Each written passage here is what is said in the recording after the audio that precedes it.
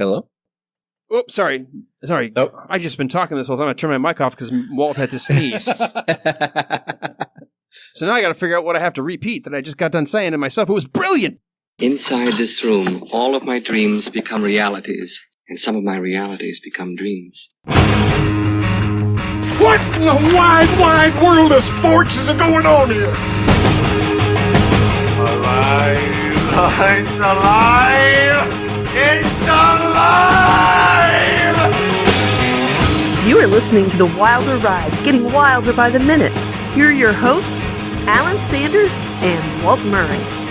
Hey, everybody, and welcome back to The Wilder Ride, getting wilder by the minute, a podcast where we are breaking down and celebrating the films of Gene Wilder 1 minute at a time. And in our inaugural season here, we are breaking down the film Young Frankenstein, one angry mob at a time. I'm Alan Sanders, your host. And I'm Walt Murray, your co-host. And joining us one more time again today, he'll be here actually, I think, the rest of the week, but we've got him at least today. We've got Pete Mummert from Indiana Jones Minute. Welcome back, Pete. Hey, thanks. Good to have you here. I'm so glad to have you here. You guys, you and Tom have both been now on the show, and you both have classed up the place. We now feel like we're part of the summer blockbusters instead of some December release film of late '74 garbage. If we classed up the place, it makes me nervous. What it was like before we showed. It's been a show. Oh, let's put it this way: we need all the help we can get. Do you remember what Frankenstein's lab looked like when they first found it? That's pretty much what we look like all the time. And on a similar note, do you remember the Lego movie when they go inside his brain? Whoa, are we inside my brain right now? It's big. I must be smart. I'm not hearing a lot of activity here. I don't think he's ever had an original thought in his life. That's Walt. That is me. In fact, at one point, I think you actually said, wow, look how brilliant I am. Yes, look how wide. There's nothing here. There's nothing here. I must be brilliant. Desolate wasteland. Tabula rasa. Well, we strive for two things on this show, and the first is to entertain, and I'm not sure we do that so well, but the second is to inform, and we don't do that we well at all. We do that horribly. We are completely missing our mandate. But no, it change our mandate to show up and say things. just blah blah blah blah blah. What do they call that? What they call the warble? When they bring audiences in to create that background effect. Oh yeah, and they give each group of the audience one word to keep repeating, and when you mix it all together, it sounds like background chatter. Yeah, on Arrested Development, they had Bob Loblaw. Bob Loblaw. Who had the Bob Loblaw law blog. I love Bob Loblaw. And Michael says, who am I to talk nonsense to Bob Loblaw? Oh, my goodness. All right, well, we are here to talk about Young Frankenstein, minute number 93. And we begin this minute where we last left off. Elizabeth is well into her performance of the Battle Hymn of the Republic, singing her Glory, Glory, Hallelujah chorus. And suddenly, the lumbering shadow of the monster from the last minute is on, I guess, outside her window on a balcony. We're going to figure out how that happened. And we will end with Elizabeth asking, "Where am I?" before screaming. And that's what happens in this minute. And there's a lot, actually, that happens in this minute with not a lot of dialogue. So let's start off at the very beginning. Walt, I asked this question yesterday when they showed the little insert of the lumbering shadow on the cobblestone street. I thought it was Transylvania. I posited, well, where's everybody that's supposed to be going out? Did he just miss the meeting? And you said, well, don't forget. There was, this kind of a brick sort of paved drive for the castle. So maybe he's already returned to the castle. Well, that seems to be confirmed here, but now I've got a question. The way it's shot, the angle it's shot, and from where I think all of the bedrooms are, how in the hell did he get up on her balcony? Well, I have no freaking idea. Because we know the bedrooms are at least on the second floor. And, of course, this shot is an homage to the old Dracula movies. Yeah. So I have no idea other than maybe he just climbed. The music must have just drawn him to the point where he was willing to climb the wall and come to the window. It's amazing. Oh, go ahead, Pete. I'm sorry. Well, I'm sure he had a large climbing organ installed as well. Kind of a Spider-Man. Yeah. If only I had a third arm.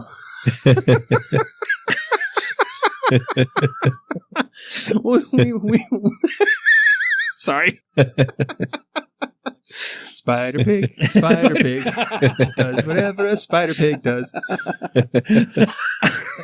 From another classic if film. he did, let's go with that. Maybe he's the first rock climber in history who puts on 3.5-foot platform or 3.5-inch platform boots, studded boots, with a full tuxedo and doesn't get a speck of dirt on him. Oh yeah, no, it's a miracle. He is pristine as he slowly reveals just from everything's in shadow from mid chest up, but as he slowly reveals the light pouring across his chest, he is in full tuxedo still from the putting on the Ritz scene. Yes, and he does, which makes sense. He didn't have a chance to go by all the stores are closed this time of night, so he didn't have a chance to really change. That's right. He could have returned it through the slot, but he couldn't have picked up a new one. No, you can drop things off through slots, but you can't pick them up.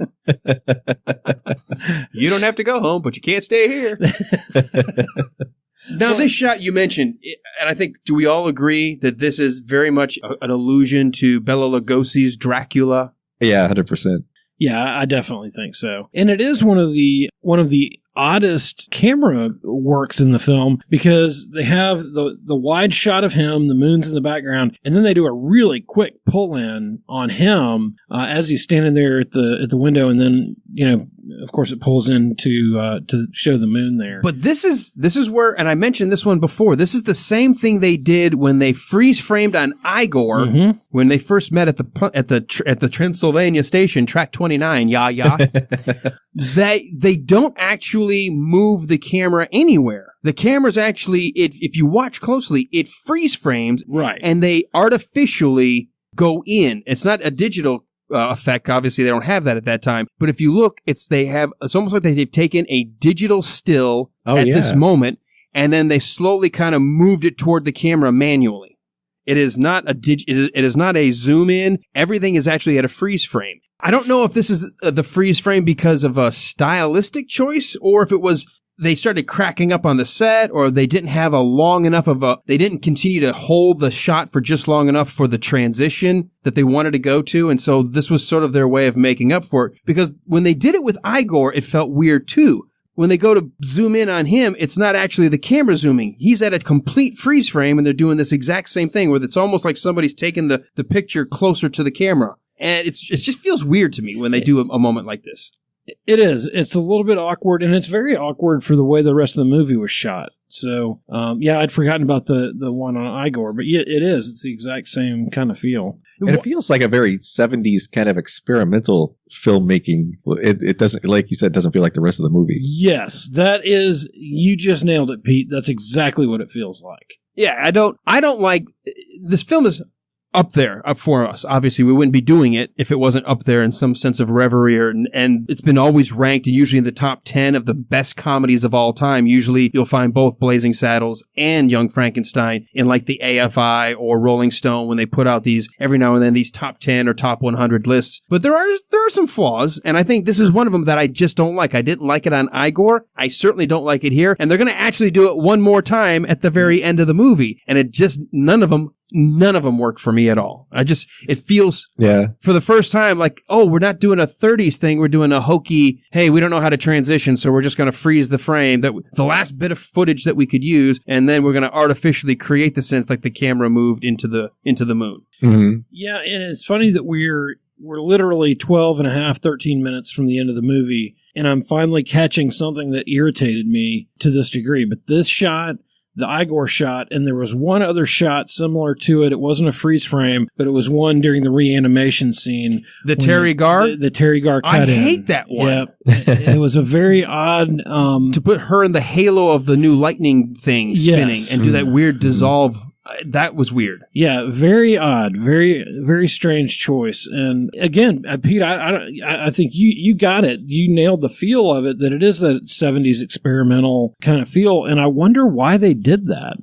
I don't know. I can't figure it out. Yeah. I can't figure out why they choose to go to the moon the way they do, because we actually have a triple dissolve. We start to dissolve from this fake push in to the moon, to the torches crossing over a bridge as the moon slowly fades. So it's almost like trying to bridge three different things happening at once. and establish the time of day, but we already saw the moon. So I can't figure out why, or is it because technically the fifth movie in the Frankenstein series was Frankenstein versus the Wolfman.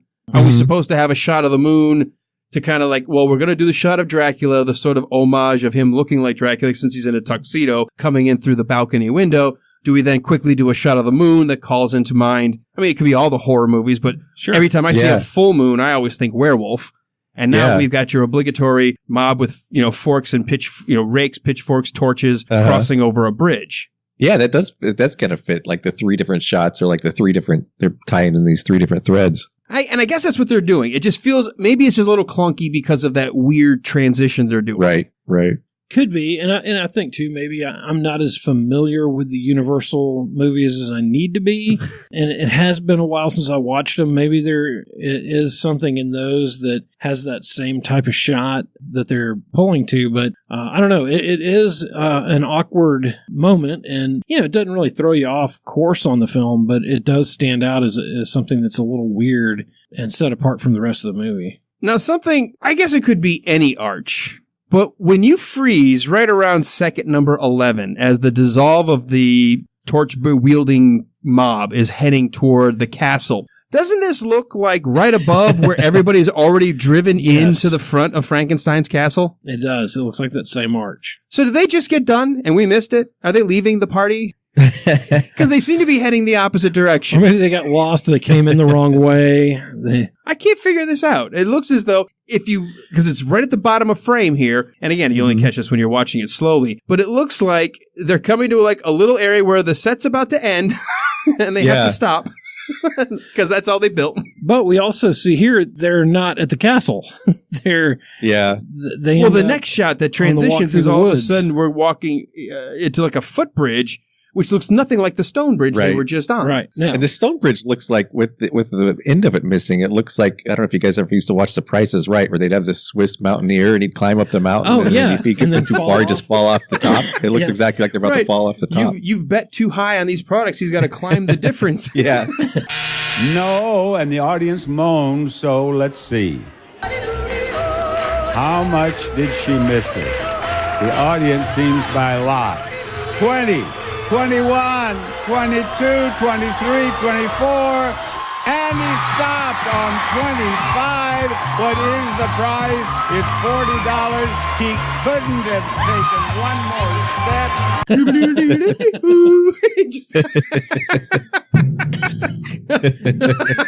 Dude goes, what a sick game. Yes. You just killed this guy. You literally just killed him. You killed the Swiss Miss male version. You killed her boyfriend. This shot of the, which you bring up the following bridge, Walt, is a rickety now wood bridge over what looks like some kind of body of water. They haven't used this shot anywhere else at any point in time. Nope, they haven't. This is the first time we've seen a location look just like this. Yeah, and it is funny because you do have that solid stone bridge with the very rickety, falling apart walkway down off of it. That's kind of I think it just goes to show you how backwards the whole mob is being led by the inspector. Apparently, they are starting at the castle, but they don't realize they're above the castle, so they're going to go all the way back into the woods to find the road coming in just a little bit. I think that absolutely fits with the logic of this film. Yeah. We've also discussed, thanks to our guest last week, that apparently Transylvania must have multiple time zones because no clocks are ever on the right time based on what's happening. I'm thinking that's what happened. They went through the wrong portal. They ended up at the top of the castle after the fight, and they're like, "Oh crap, we got to go all the way back and loop it around again." Well, I literally I've been thinking about what Jeff said last week. I think there were probably 24 time zones, or maybe more, within this one city, and not necessarily in order. Not in order. You could skip over from time zone that says this is 1 o'clock to 2 o'clock, and then the next time zone is like 5 to 6. Yeah, and you're never late. You're never on time. Right. That explains. I will say though, I love that they set it in Transylvania, like for the Dracula call out. And my wife and I actually went to Transylvania a couple years ago. And it is one of those places that feels like it's kind of, you step outside of time. Like people still drive around in horse-drawn wagons and people work in the field with scythes and hand tools. And it actually feels like this, which is pretty amazing. Like it still kind of feels like a land outside of time. Well, it is Eastern European and it's not exactly... what is their thriving economy? And because we actually threw back this idea that maybe they're the Gatlinburg of Eastern Europe, where they've decided instead of hiding all the monster movies and mad scientists come from there, they've set up like little things where you can buy Frankenstein's bolts at a shop, or you can find wooden stakes at another stop. Mad scientists, the brain depository, all those kind of things. They did have a thriving medical tourism thing, not the modern medical tourism where you go and you get medical procedures done, but they have you can visit lots of, like 300-year-old pharmacies or 200-year-old hospitals that are sort of these weird, like early medicine places. And they all have like these crazy potions, and you walk into down a cobblestone street in this kind of strange little looking house. And you look on the wall and it's just, all these crazy shaped vials of stuff that was the old pharmacy. Almost like the apothecary. Yeah. Yeah. Modern apothecary, or at least a throwback to. That's wild. I've wondered, though, we joked about, though, but that would be interesting. How much do they accept the fact that so many monster movies have either been set in or around Transylvania? So they essentially just said, we're not moving forward in time. We're just going to stop right here and let people enjoy it. Airbnb. Although there was the kind of the main town in Transylvania, Sigishwara, like the sort of the tourist hub, if there is such a thing. A while back, they were talking about turning it into opening a Dracula theme park, and people were outraged. Like I think most people were like, this has nothing to do with us, because like he had never visited Transylvania when he wrote Dracula, and it didn't really. A lot of it is a purely fictitious account of what it's like there, But it was interesting that they were still thinking this could be bringing some tourist dollars. Well, it's also interesting that people were like, well, this doesn't really accurately depict us. Okay, well, it's fiction. It's not necessarily real. It's just a way for us to make money. Right. Getting back to the minutes, I still have the weirdest, I don't understand the thought process. We go from this really ornate, I guess, are we supposed to assume the town hall meeting, which was on the ground, like it was level, they were on the ground, and as they leave, they decide, let's take the bridge out of town to go into the woods rather than just go into the frickin' woods? Because they're on this really nice bridge with an archway under it, and the next thing they're on this rickety ass bridge in the middle of nowhere. And I'm trying to, it just doesn't make it doesn't transition in my head well. No, so let me get this straight, Alan. A movie about reanimating the dead has a scene in it that doesn't really make sense. Right? It doesn't really, okay, I'm tracking. I'm having a hard time digesting this one. From an editor's perspective, a filmmaker's perspective, I don't understand the logical flow of these cutscenes. The funny thing is, I breezed right through this part and didn't think the second thing of it. Well, it's because you've got a wide wasteland of your brain that's totally open to new information. The tumbleweeds just blew right by the two monkeys on the seesaw, and it just didn't even hit. You've got that one with the little cymbals clapping in the corner. Yeah, the one from Close Encounters. Oh, yeah, that one. Yeah. Ding, ding, ding, ding, ding, ding, ding. Little robot walking. Yeah, there's not a whole lot up there. Just some rickety old toys from the 70s. Exactly. Yeah. What they say? Speaking of rickety old toys, I'm kind of alarmed at this guy. Like, you brought up this guy, but the guy with the axe and he's waving it in the air. He's going to hurt somebody. Like, you can't. That would be hard to do. And he always has it at full extension. Yeah. And he's holding it at the very end. So I keep thinking he's going to drop that on somebody, or certainly his arm at some point is going to give out. Those are not light. No. Have you ever tried to swing an axe by the very, very bottom of the axe with one hand? That is absolutely not where the balance is. I mean, in terms of fulcrum, unless you've got a really strong wrist, if that axe starts to head a little bit down toward Mother Earth, you ain't stopping it. Well, and when it hits, it's going to vibrate and about take your arm off. Well, I'm not worried about the guy's arm. I'm worried about the person's head in front of him. Yeah. See, I'm selfishly thinking, if I'm swinging that axe. Now, see, I've split a lot of wood before growing up, my grandpa's lake house and stuff, and you learn that you have to hold the very base of the axe with the left, well, if you're right-handed, with the left hand, but you start with your hand pretty much right underneath the axe blade with the right. Right. And so that way you can control it into its initial arc, but then at the very last minute, your right arm comes down to your left, so you can get maximum force. That's right. But you're not swinging one frickin' handed at the very bottom of an axe handle. Absolutely. You can't control it. You are not getting the maximum swing. Yeah. Whoever the actor is here, I guess they probably said, really get it up there so it gets in the shot. But it doesn't make a whole lot of sense carrying it around like that. While we're in that same moment, the guy 6 or 7 mobsters behind her, or mob rioters, what's he got with the upside down sort of, I don't know, Jewish, I don't know what it looks like. It looks like the... I think that's a rake. I think that could be a rake. Not a rake, but a pitchfork.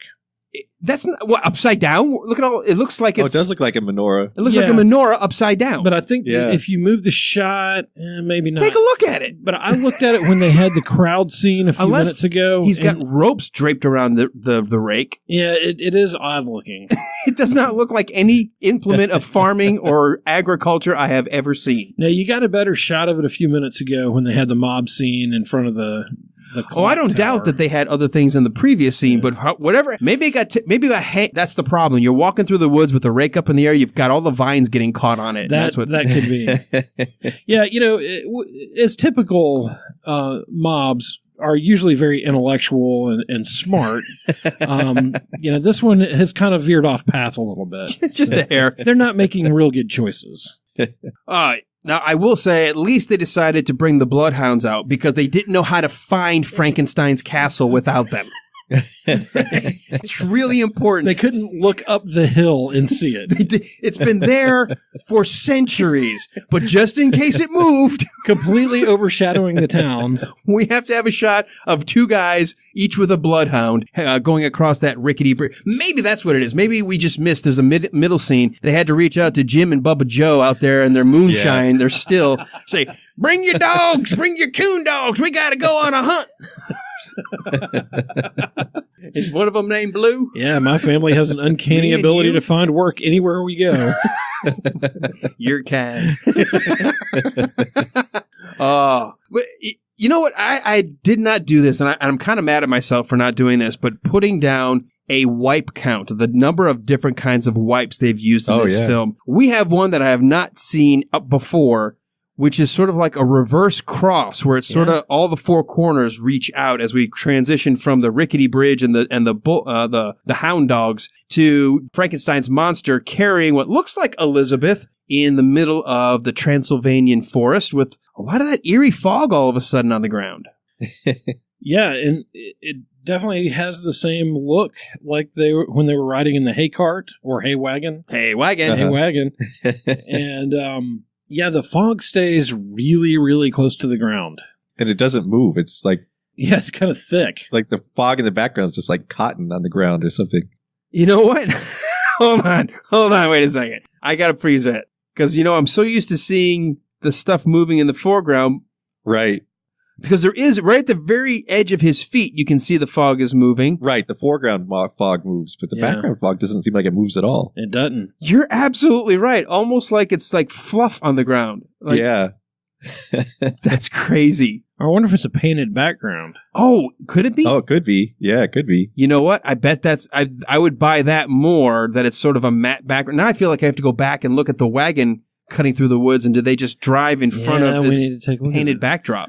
I would not be surprised with the black and white hiding the fact that the shading here, you wouldn't be able to tell where it was painted versus real. Well, when we looked at the cabin that the blind man lived in, that was a model. That was a model, and we've had another model. The castle on the hills, and the castle. They didn't build that. Is that a painting or a model? I think it's a painting of the sky in the background of the reanimation scene where the lightning and everything. It's sort of like lightning is drawn on top of, because the clouds aren't moving at all. Right. When Igor's flying his kite. So I do think I think a lot of this was shot on a soundstage indoors anyway. I don't think they did a lot of outdoor stuff. So all of this stuff was created indoors, and they would have had to have painted some of this backdrop. But I had never noticed the background, because you would think, well, you're on a freaking closed set. You could have fog everywhere, but apparently just to maybe on the very back side of this, maybe that's where the bridge is. It's on the back side of this set. Yeah, maybe. Yeah, or else it's just the guy forgot to order enough dry ice. Yeah. Gotta paint the whole backdrop. Larry, we told you over and over again, 50 pounds. That's so funny. Well, we've got yet another wipe in this scene right after we established that Frankenstein's monster, who's carrying Elizabeth, hears the sound of approaching. He's pretty smart. He's learned a lot in his short time being reanimated. His brain is able to catch the fact that maybe I'm being chased and maybe I should hide to my secret lair, which, by the way, at what point in time did he have to find and set up a secret lair? We'll talk about that more tomorrow. But at what point do you think he had? Because he's obviously heading somewhere. Uh-huh. He didn't take her hungrily in her own bed. Well, I'm just going to guess that maybe one of the other 5 previous Frankensteins probably built it out, and he they just know across it. Just innately. Yeah. They just know. It's like Superman, with his so that's what the solitude. That's what the bolts, and in this case, a zipper are. It's a way of sort of intercommunicating between prior Frankensteins. Exactly. It's like a closed net, closed Wi-Fi loop. That's right. It's kind of Frankenstein ESPN, if you will, or ESP. Like I have ESPN or something. Well, they've got a wipe, which I do like when they do a wipe in the direction that the character leaving the screen is leaving, sort of like helping to usher him off the screen and immediately filling it in with these villagers that are now all of a sudden, so they were on a nice bridge, then we see a rickety ass bridge, and now they're in the middle of the frickin' woods. So apparently they're going backwards. I keep saying they're doing this in the wrong order. It should be that they're going through the woods to the rickety bridge, to the nice bridge as they approach the castle, but they're doing it all backwards. Yeah, no, well, again, it doesn't make a whole lot of sense. Well, why are they all of a sudden deciding now's the time to be sneaky and quiet? Are they closing in on the castle? Because all of a sudden, all that revelry and the screaming and holding the axe in the air, they're all of a sudden hunched over and well, and they're walking through the dark woods with torches and not any foliage on the trees. We don't want anyone to hear us. Yeah. What about the torches? Don't worry about the torches. We got to see where we're going. And even with all the torches, you got a guy who walks right into a tree. We've got what looks like Arthur Mallet, one of the town elders at the very beginning, the 2 elders holding the town's meeting, the HOA meeting, as I called it, the angry HOA meeting. They're so mad about property values going down now that the Frankensteins are back in business. But it looks like he is the one, and he doesn't actually hit the tree. If you watch... And again, you don't catch this unless you're going in slow motion. He doesn't seem to hit anything. He just kind of stops and then backs up. But doesn't it make like a coconut sound? It does. It makes a bonk sound. Yeah.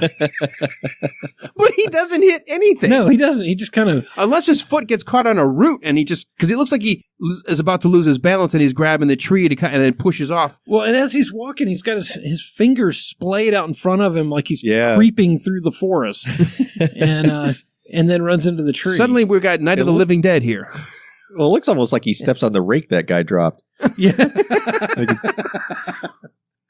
Yeah, what the heck how is he? Have you ever walked through the woods like you were extending your hands to play something on a grand piano? Not that I can think of. I mean, maybe...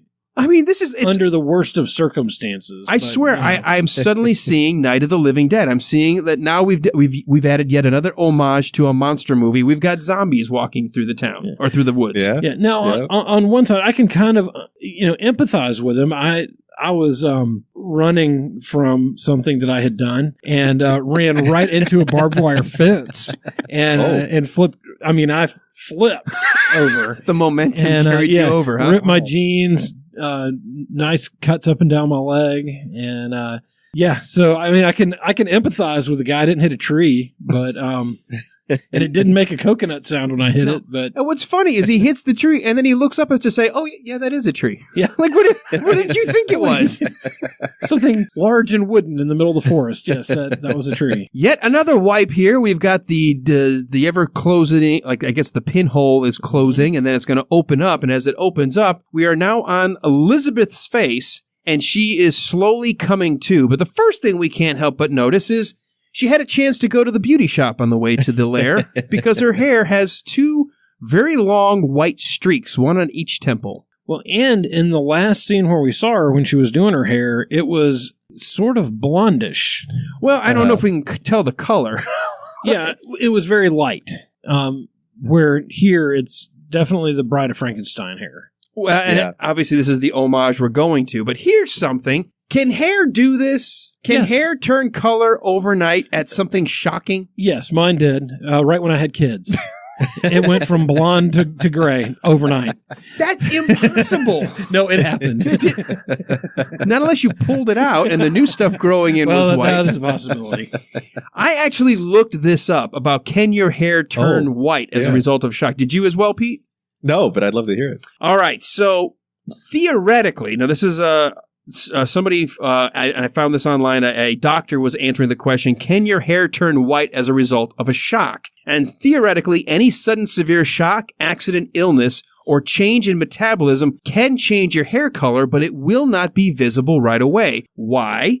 Because as the hair has already left the follicle, it is technically dead. It has already got the color it's going to have as it moves from that point forward. What can happen is as your hair starts to backfill from that point forward, you can actually see the lightening of the hair, but it would not happen overnight. So then somebody said, what about this disease? There is actually a disease called alopecia areata that can turn hair white overnight, but they say, no, that's not what that does. What that can do, which I think is far worse, and maybe this is what happened to you, Walt, is this is a condition that causes sudden hair loss, not sudden hair color change. Interesting. Huh. So the two combined, maybe you can actually have a freak out session that causes the hair to fall out, and then the hair that replaces it because of the change in your metabolism or other things may actually be a different color, probably more white or gray coming in. But streaks are not going to go running down to the tips as if you stopped by the beauty shop. Yeah, no. And it doesn't go from light to really dark except in those streaks. Now, I will tell you, there is an interesting story here that I found as well with somebody claiming about their hair changing. This was Dr. Douglas Nelson of Aveyron-Bourgel in France described the case of a 45-year-old French farmer whose hair reportedly went from black to white in 14 days. It stayed that way for about 6 months. Then over a period of 4 months, it grew back to full black as before. He was in perfect health with no illness, no shock, and no explanation, save for the fact that he visited Transylvania the month before. Well, that would do it. I just added that. That would do it. They do this in Poltergeist, that when the mom has rescued the girl, when they've rescued her, the very next day, she's going to go color her hair because she's got this gray streak. And remember, the daughter says, oh, I thought you were going to keep it. It looks kind of cool. And she starts thinking about, oh, should I keep it? So that would not have happened, not even in Poltergeist. That's right. Not even in color, that's not going to happen. Well, I know there was it's probably urban legend, but a guy who got hit by lightning and it changed his hair color. Not instantaneously. No, it was supposedly instantaneously. No. I'm telling you, we just debunked this. An urban legend. Oh, urban legend. Okay, then okay, sure. So anything's possible in Transylvania. Let's not forget, we have no idea how many time zones he crossed. Her hair could have actually grown out and had the white. Good point. Right. Yeah. How long has it been? Maybe it took him 2 weeks to get to his lair. Yeah, we have no idea. And that mob can't seem to figure out where it's going. So right. Yeah. And they're going to the right of the screen and then they go to the left. So maybe they're all over the place. You know, that is another thing in terms of editing that does drive me a little bit nuts. I wasn't going to bring it up because that's kind of one of those technical details. But they always tell you, if you establish that a crowd is going from one location to another, always have them crossing the camera the same direction. So the audience goes, okay, they're always moving to the left. Wherever you swivel that camera, they're still making their way toward the left side of the screen. We started off crossing the right side of the screen on the bridge, then coming right at us, then going left. It's like they're the Marx Brothers out there, just going every which way. Scooby-Doo. We see Madeline Kahn slowly coming to, her eyes fluttering, and she sort of does the thing, you know, that typical 30s actress thing of the back of her hand to her head like, oh my, where am I? And she gets the sense that she's not alone, and as the camera pulls back, we see Frankenstein's monster still in his tuxedo, sort of looking down on this nice prize of his that he's collected and brought back to his secret lair. Which I ask again, where did he have time to find a secret lair? And not just find a secret lair. He's made it very comfortable with all these pine needles on the ground to form a very nice, comfortable bed. Well, I would just say that where there's a will, there's a way. He believed it. He achieved it. She comes to, obviously, with the line that you would say, "Where am I?" and then screams at seeing the monster, and that's where we end. But yeah, I'm with Pete. He had time to put a nice little, natural carpeting down on the ground, some pine needles, and maybe some hay. Maybe he found a spare hay wagon somewhere, and there's some just stuff on the ground, so it's comfortable for her. But he's found a cave somehow. He's managed to line it. He's lined his nest, and now he's brought home a mama bird. I wonder what they're going to do next. I have no idea. I'm looking forward to watching the next minute. You got to think how progressive this is, though. 1974, and the man takes care of making the nest. And he does her hair.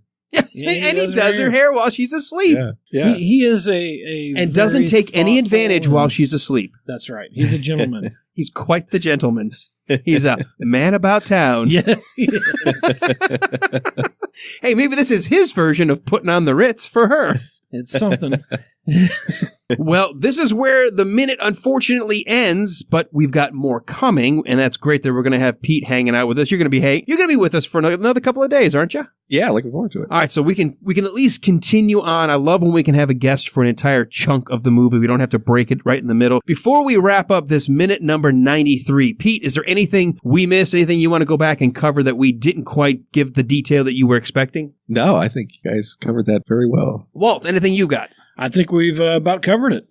Another shout out to Arthur Mallet. The voice of Arthur Mallet is just so distinct, and to have him have that moment of pretending, he pulls a LeBron James. He flops against the tree. He doesn't actually get any full contact with the tree, but he pretends like full on, trying to get the whistle of the NBA. Oh yeah, you got fouled.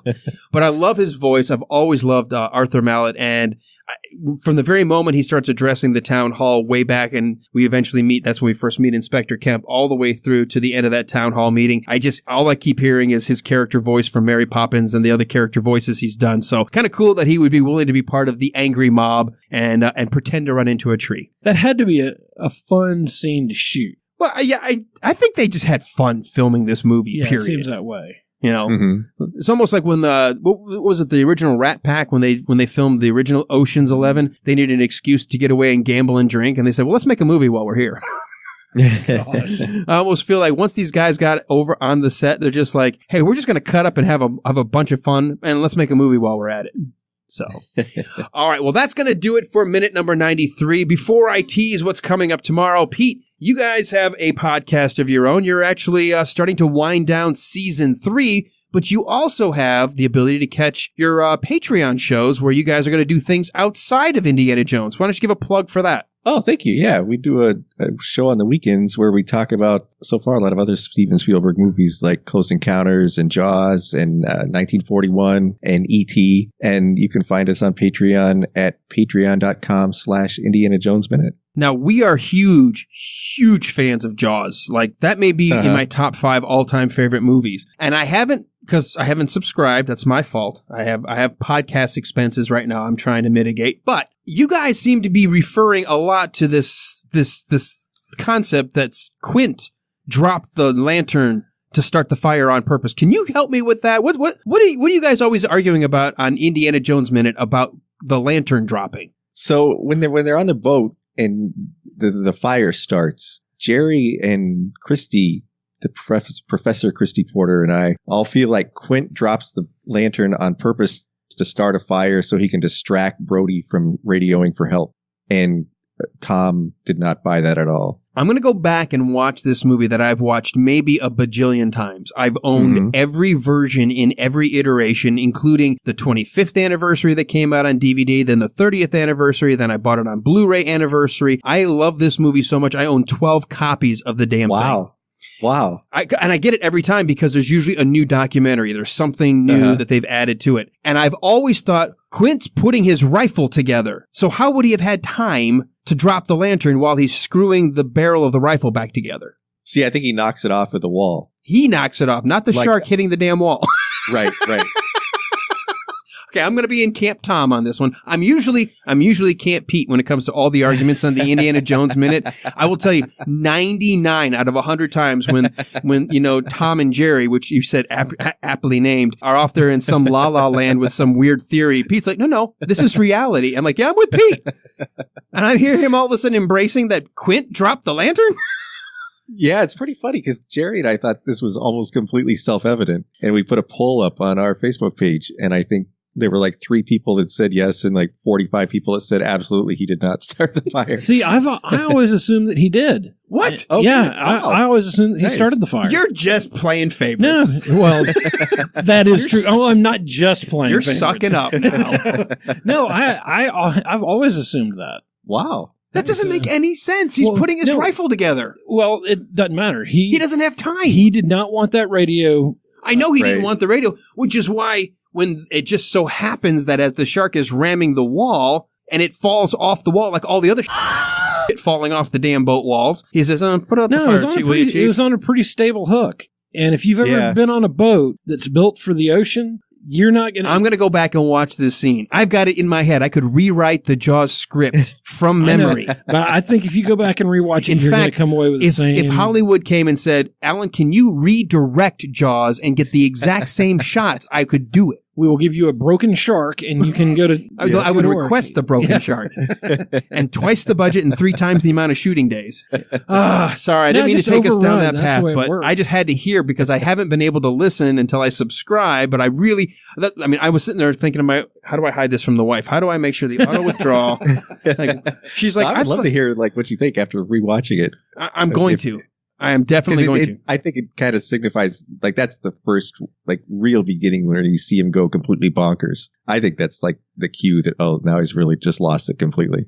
Well, it depends which night that they shot because, I don't know if you know the story. Well, you probably do. The story behind that scene is he initially asked Spielberg if he could have a few drinks before shooting that monologue on the USS Indianapolis. And apparently it was a train wreck. And so he asked Spielberg the next day, how much did I embarrass myself? He's like, can we do it again? And so they reshot it again. But apparently the editor said some of the takes when he was drunk off his ass were better than when he was sober and vice versa. And so you actually have a mix of the two for that one scene. Yeah, so who knows? Apparently there's a tell. If his eyes are sparkling, when they're glassy, it's the way. Yeah, it's what he's been drinking, and when it's not, he's not. Yeah, when he's got the glassy eye, and he's like, and sometimes you'll hear him maybe almost slur a little. He can't open his mouth quite wide enough, or he's got that half kind of Popeye grin where he's got half his mouth smiling. Yeah, I think that's when he's drunk. That you're looking at drunk Quint, drunk Robert Shaw. Well, I still think that is one of the most powerful moments of any movie ever when he's telling that story.